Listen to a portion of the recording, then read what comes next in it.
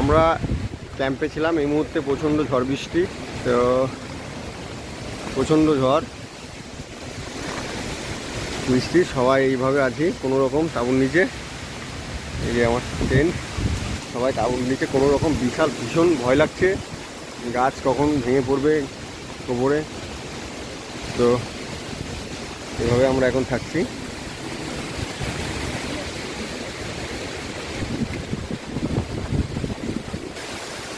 ভীষণ তাণ্ডব ঝড়ের, প্রচণ্ড ভয় লাগছে কখন গাছ ভেঙে গায়ের উপর পড়ে। বুঝতেই পারছো, পুরো বাগান, চারিদিকে জঙ্গল। এখন এই মুহূর্তে আমাদের কিছু করার নেই, এরমভাবেই আমাদের থাকতে হবে।